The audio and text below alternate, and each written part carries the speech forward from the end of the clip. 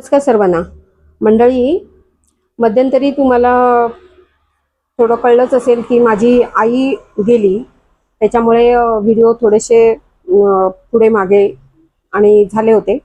Actually आईला cancer होता आणि म्हणजे ती नाही त्याला काय म्हणतात त्याला, कॅन्सरची लढा तिचा म्हणजे झुंज संपली असं म्हणावं लागेल.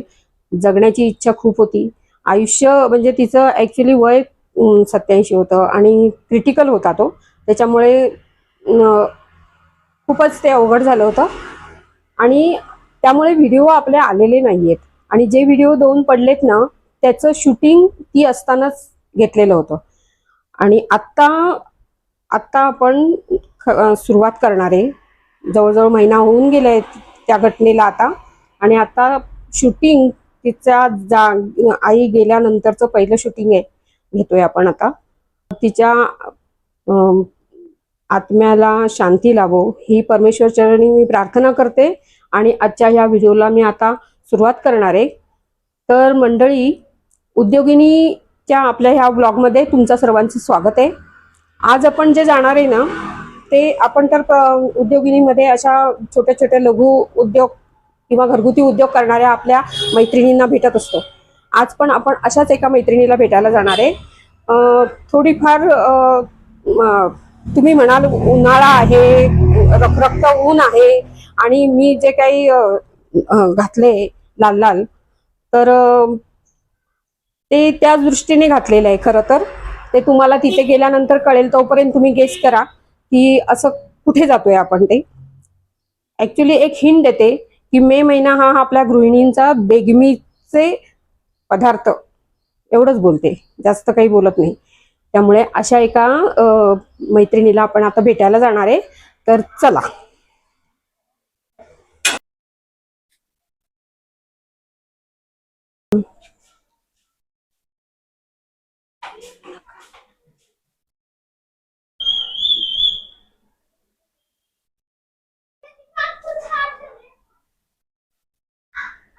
नमस्कार मंडळी. आता किती जणांनी गेस केलं होतं ते बरोबर आहे ते बघा. कारण मी तुम्हाला एक हिंट दिली होती की बेगमीचे पदार्थ जे आपल्या गृहिणींचं काम मे मध्ये चालू असतं. आणि त्याच्यामध्ये आता तुम्हाला याच्यावरून कळलं असेल, मिरची मसाला. आपल्या ह्या ताई आहेत ना, ज्यांना आपण आज भेटायला आलोय, तर त्यांचं मिरची कांडप केंद्र आहे. त्यामुळे प्रथम त्यांची ओळख करून घेऊया. ओळख करून द्या बरं तुमची. माझं नाव सारिका सटवा घोडके. माझा बिझनेस आहे ना 9 वर्षापासून चालू आहे. आणि माझं त्याच्यामध्ये शेवाया आहेत, मसाला आहे. आपलं ह्याच्यामध्ये पण मसाला होतो, लाल पावडर पण होती, हे पण मसाला पण होते, लाल पावडर होते. याच्यामध्ये शेवाया होतात.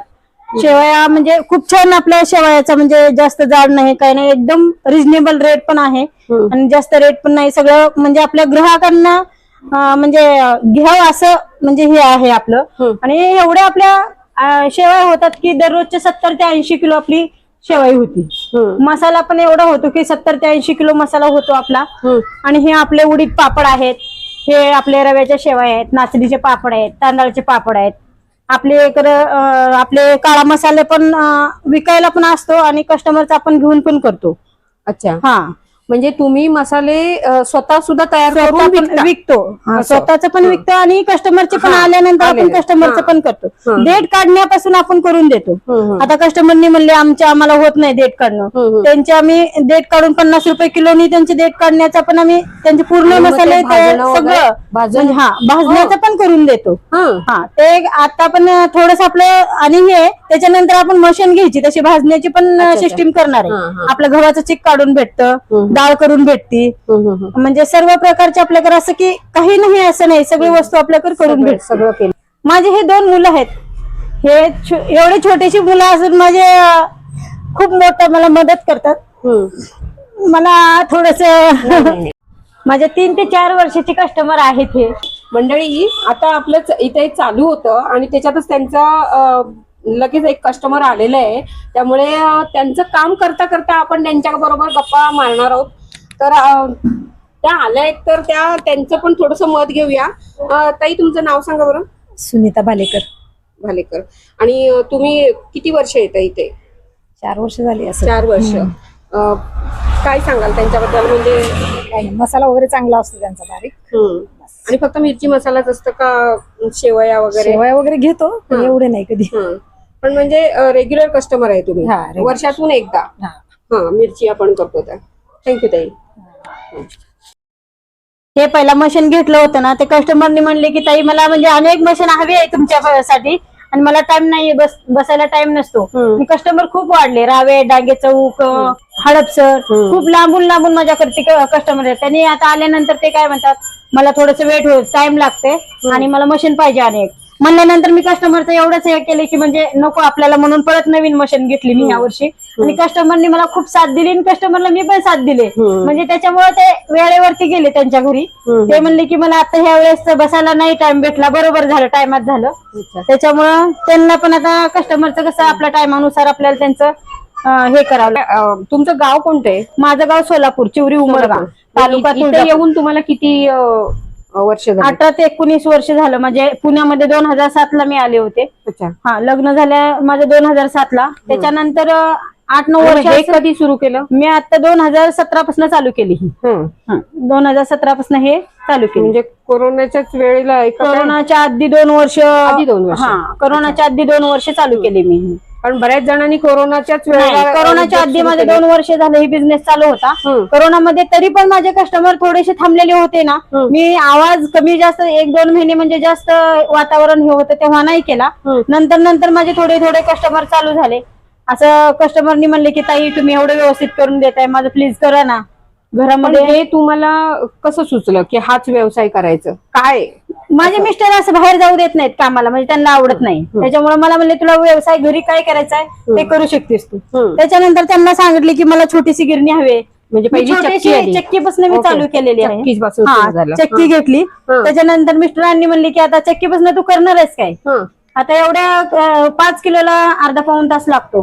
त्याच्यानंतर काय करणार? मी म्हणले एक आले ना, डाळ जर दळायला आली ना, माझे 10-20 रुपये तर कमी नाही चालू स्टार्ट होईल.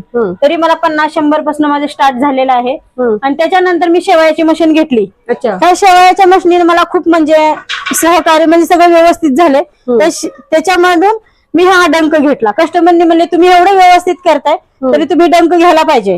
आणि तुमच्या इथं मला इतकं स्वभाव आवडला आणि तुमचा विश्वास खात्रीशीर 100% विश्वास आहे तुमच्यावरती म्हणल्यानंतर 100% मी कस्टमरला पण मला माझ्यावर विश्वास आहे आणि माझा पण कस्टमर 100% विश्वास आहे. त्याच्यामुळे माझं हे एवढा बिझनेस वाढलेला आहे त्याच्या. अच्छा. पण मग ही शेवयांची घेतली त्याच्यानंतर चक्कीच्या नंतर शेवयांची मग ती म्हणजे तुमच्या जवळ तुम्हाला प्रॅक्टिस होती का शेवया वगैरे? कसं म्हणजे एकदम त्या व्यवसायात कशा काय पडलं? प्रॅक्टिस नाहीये.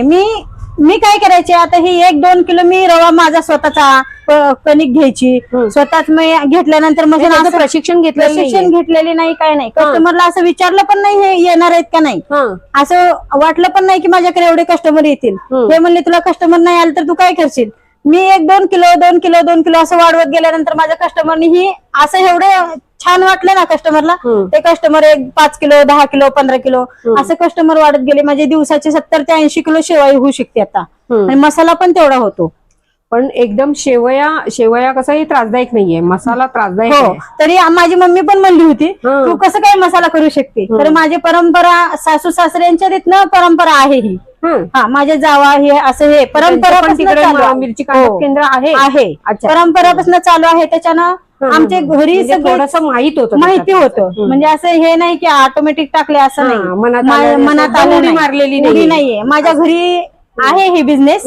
माझ्या चुलत जावा बनवतात. मी त्याच्यामुळं मला माहिती होतं की बाबा हे असं करू शकतात. म्हणलं आपल्याला त्रास होऊ शकतो, हा त्रास तर रात्रभर चालू असतो, ह्याचा आग लवकर हाताची जात नाही. तर माझे पोरं पण म्हणतात की मम्मी तू एवढा त्रास खातीस, खरं कसं आता पोरांचं शिक्षणाचा खर्च वाढल्यामुळे मला काहीतरी बिझनेस मध्येच उतरावं लागतं.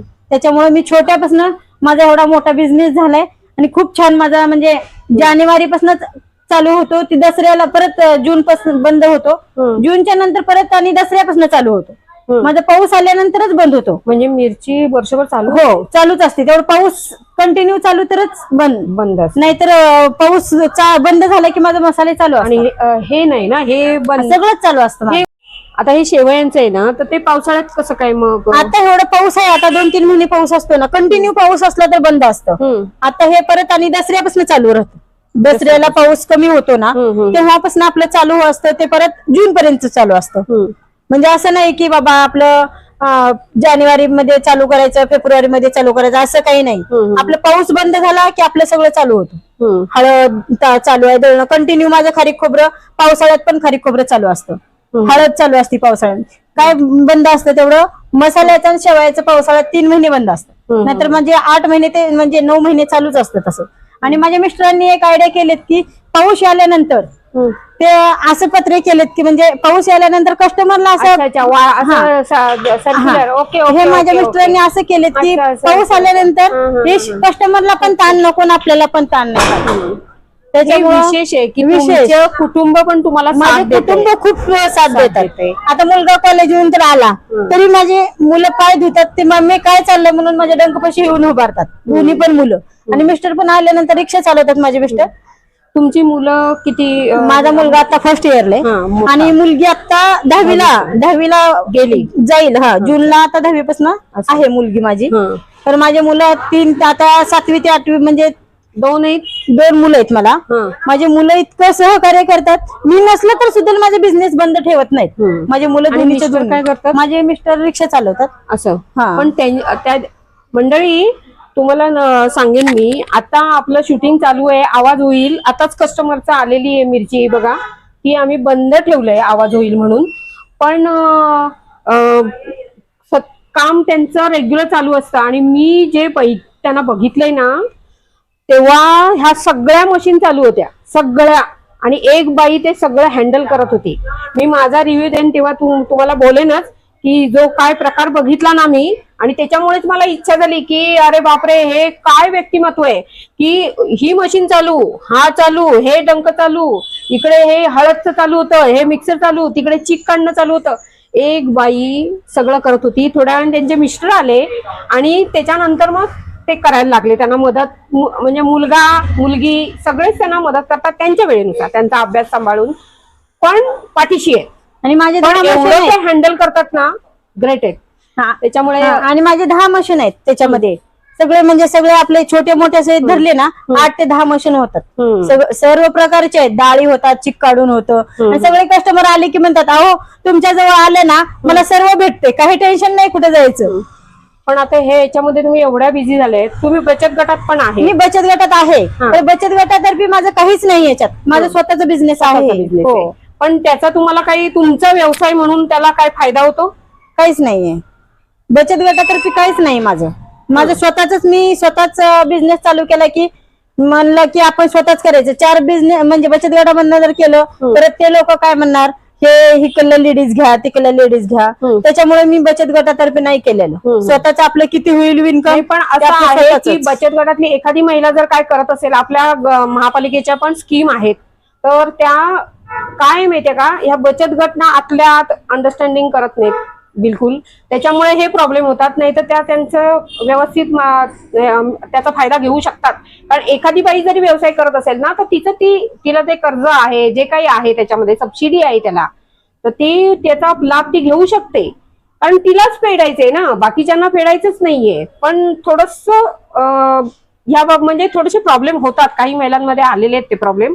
त्याच्यामुळे करणाऱ्यावर पण आहे. आता आमचा मोठा ग्रुप आहे, पण आमच्यामध्ये तसा प्रकार होत नाही.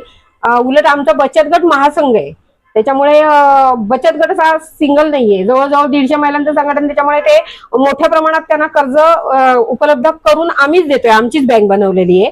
पण ह्याचं महापालिकेकडून आहे खरं असो, पण त्यांनी त्यांच्या स्वतःच्या हिमतीने सगळं उभं केलंय आणि त्या सांभाळत आहेत.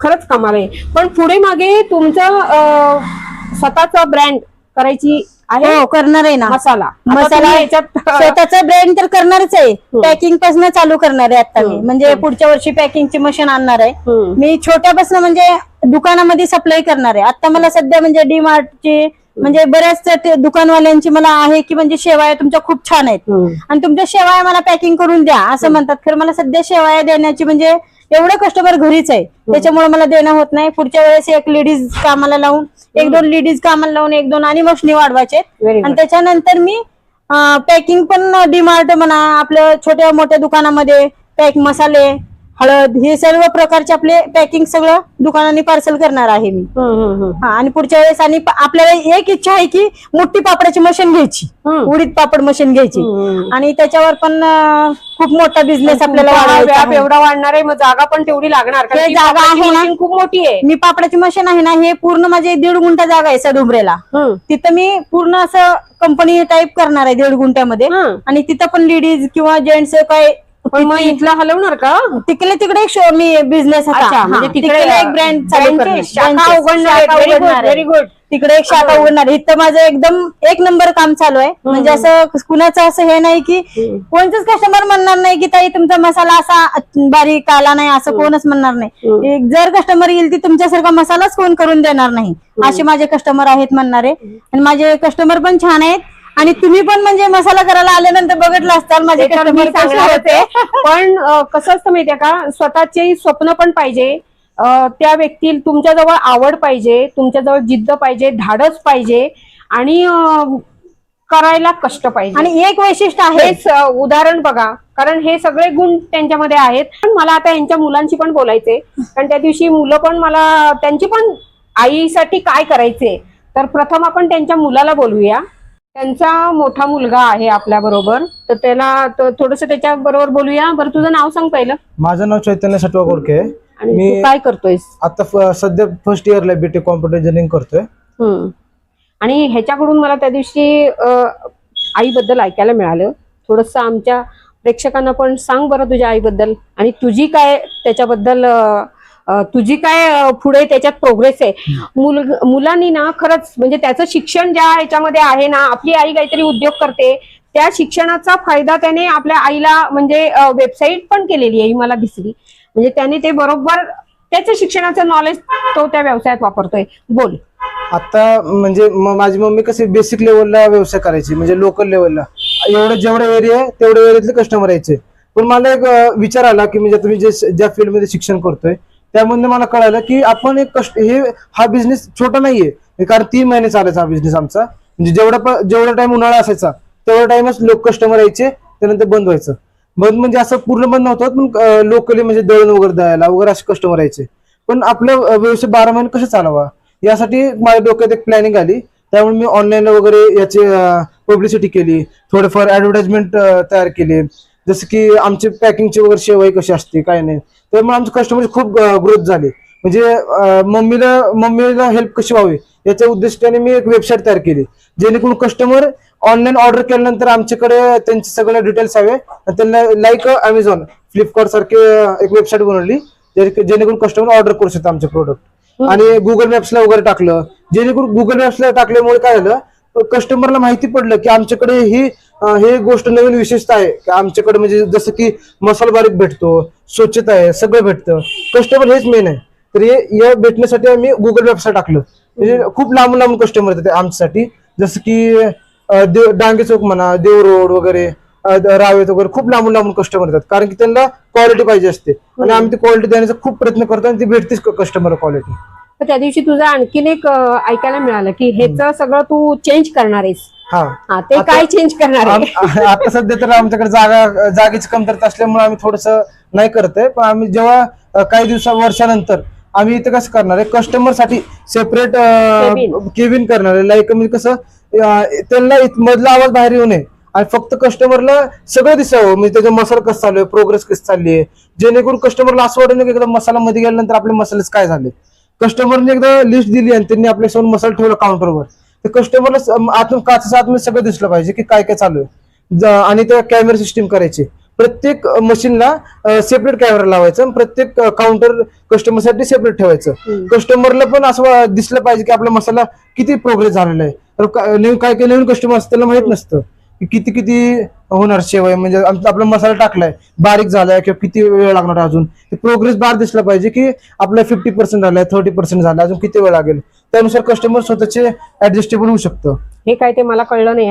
हे ते झाल्यानंतरच कळेल तिरडं म्हणजे मसाला कुठला गेलाय, तो किती 30% 50% असं. अरे बापरे, कस्टमरला असं वाटलं पाहिजे की आपलं मसाला किती झालाय, आपलं 10% झालाय, 15% झालाय, अजून किती वेळ लागेल त्याची, जेणेकरून कस्टमर आपलं कुठे जर काय काम असेल तर करून येऊ शकतं. असं. आणि ते केबिन केल्यामुळे कसं कस्टमरला गरम पण नाही होणार, म्हणजे आता उन्हाळ्याच्या टायमाला नॉर्मली गरम होतच आपल्याला, किंवा प्रॉब्लेम होणार नाही, आरामात कम्फर्टेबली बसू शकतात.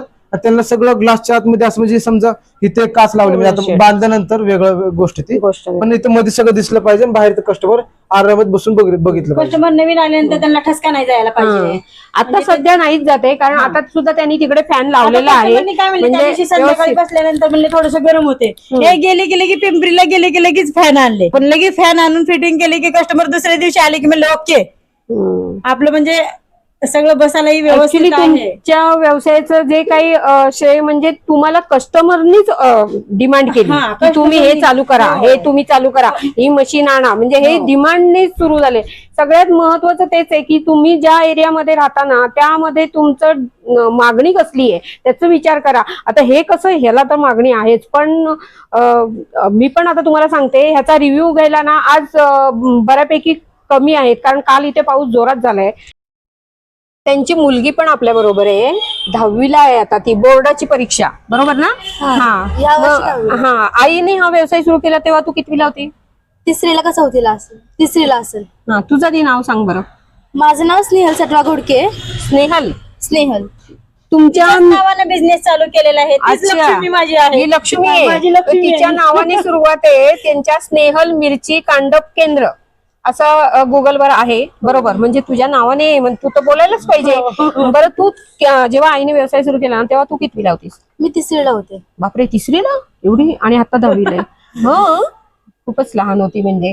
आणि मग तू लहान असताना मग आईने ते मिरची आहे, त्रास नाही झाला तुला? वाटलं का आईने चालू मी ठेवावं? जेव्हा होते तेव्हा ना फक्त शेवया होत्या चालू आणि दळण होतं. आता कुठं आमचं एवढं मोठं झालंय, म्हणजे आम्ही म्हणजे तरी 3 आता वर्ष झाली. 3 वर्ष. हा, म्हणजे 7वीला वगैरे. सातवीला असताना लहान डंक घेतला होता आणि त्याच्यानंतर ह्या वर्षी मोठा घेतलाय. पण तुला काय वाटलं आईने व्यवसाय सुरू केला? तुझं वैयक्तिक मत काय, म्हणजे कसं वाटलं बाबा आईने करावं का नाही? पण तुझ्याकडे वेळ द्यायला कमी पडत असेल ना? आई आपल्या व्यवसायामध्ये बिझी. नाही, कसं असतं? तसं काय नाही, आम्ही आमच्या अभ्यासाकडे पण लक्ष द्यायचो आणि जे काय असेल ते मग थोडंफार वेळ राहिला तर मम्मीला हेल्प करण्यात असायचं. खरोखर बोलायचा. कारण सांगते मैत्रिणीनं, तुम्हाला तर माहितीये माझे सुद्धा व्यवसाय आहेत आणि ते सुद्धा खूप अगोदरपासून, म्हणजे 93 पासून माझा ब्युटी पार्लर चालू आहे. आणि माझ्या मुलांना घरात आल्यानंतर पहिला आईचं तोंड दिसलं पाहिजे. आता तुझं काय मत आहे ते मला ऐकायचंय, खरं सांग.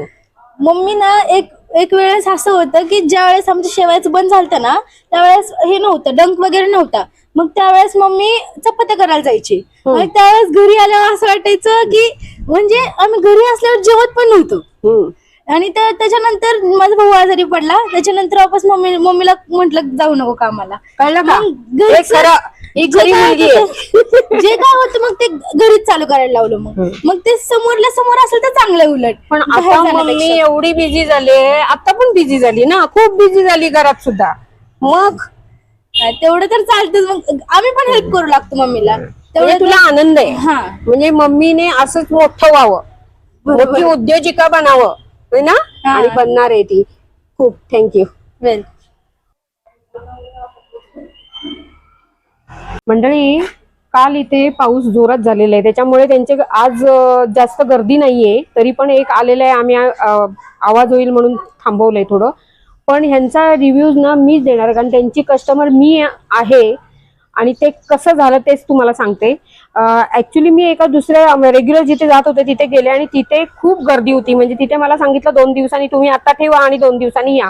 पण तुम्हाला तर सगळ्यांना माहिती आहे, आपल्या गृहिणींची इच्छा असते की आमच्या समोरच व्हावं, जे आहे आमचा मसाला आम्ही समोर बसणार आणि आम्ही घेऊन जाणार अशा पद्धतीने. त्यामुळे मी इथे गेले नाही. पण त्यांचा ना मी गुगलवर, जसं आता त्या मुलाने सांगितलं, त्यांनी जे गुगल मॅपवर टाकलेले आहे ते मी बघितलं होतं अगोदर.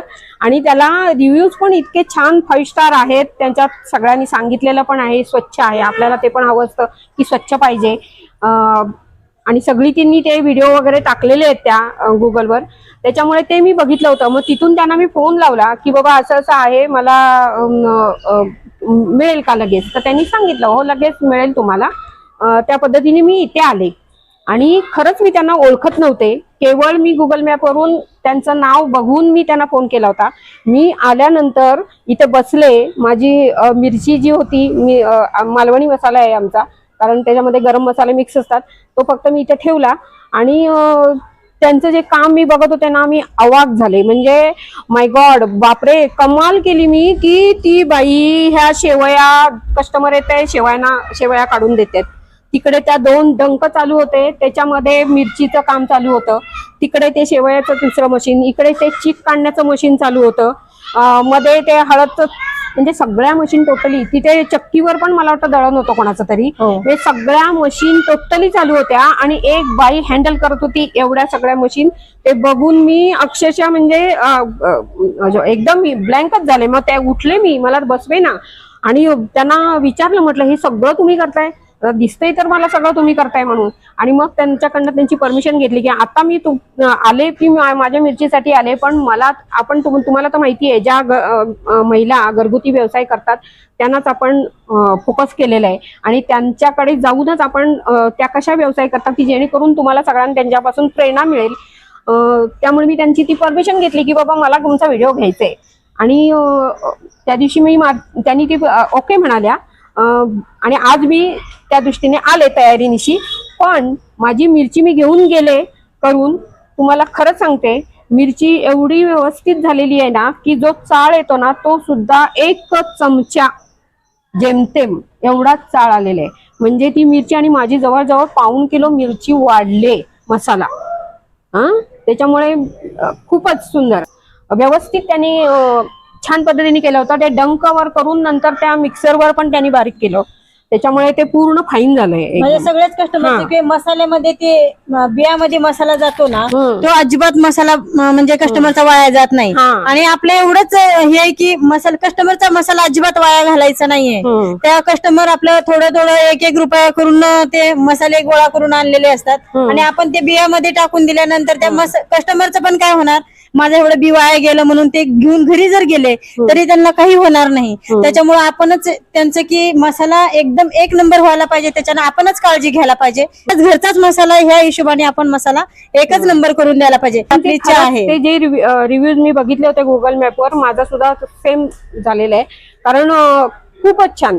ऍक्च्युली हा जो चाळ येतो ना जो मसाल्यामध्ये, तो तर आतापर्यंत आम्ही करत होतो ना, जवळजवळ पाव किलो वगैरे येतो जेमतेम 1/2 किलो तर हमखास येतो, कारण मला माहिती आहे. मी आता आणि आणखीन एक आश्चर्य मंडळी असं वाटलं ना की ऍक्च्युली रेडीमेड मसाले एवढे आहेत ना, तर मला वाटलं नव्हतं की रेडीमेड मसाले वापरले जात असतील. पण आता जे काही भेसळीचा प्रकार सुरू झालाय ना सगळीकडे, ते दिसतंय आपल्याला. त्याच्यामुळे जो तो स्वतः मसाले तयार करून घेण्याच्या ह्याच्यामध्ये पडलाय. पण असं जर आता ताई म्हणतायत आपल्याला की तो तुम्ही फक्त लीज द्या, म्हणजे ते लीज घेऊन सुद्धा त्या मसाला आपल्याला तशा करून देणार आहेत, तर मग हे तर अजून चांगलं काम झालं आमच्या दृष्टीने. कारण ती मिरची भाजणं वाटतं तेवढं सोपं काम नाहीये. आम्हाला या वर्षीपर्यंत जमलंय, पुढच्या वर्षी कसं जमेल सांगू शकत नाही. त्याच्यामुळे ती एक चिंता आहे, पण ती चिंता सुद्धा मैत्रिणीनं त्या आपली दूर करणार आहेत, कारण त्या स्वतः आपल्याला बऱ्यापैकी मदत करणार. आणि त्यांचा आपण आता बघितली स्वप्न असावीत अशी की त्यांनी एवढं त्याचं विस्तीर्ण स्वरूप केलेलं आहे ना, आणि त्यांची मुलं त्यांचे नवरा असेल, मुलं, त्यांचं कुटुंब त्यांना छान साथ देत आहे. मेन हेच पाहिजे की जी ताई आपली काम करते ना, तिला साथ जर कुटुंबाची मिळाली ना, तर ती कुठल्या कुठे जाऊन पोहोचेल. आणि त्यांची स्वप्न स्वतःचीच खूप आहेत. त्याच्यामुळे तुम्हाला तुमच्या पुढच्या प्रगतीसाठी आमच्या सगळ्या प्रेक्षकांकडून, आमच्या चॅनलकडून तुम्हाला शुभेच्छा ताई. आणि पुन्हा एकदा सांगेन की आमचं जर चॅनल तुम्हाला आवडत असेल ना, तर लाईक, शेअर आणि सबस्क्राईब करायला विसरू नका.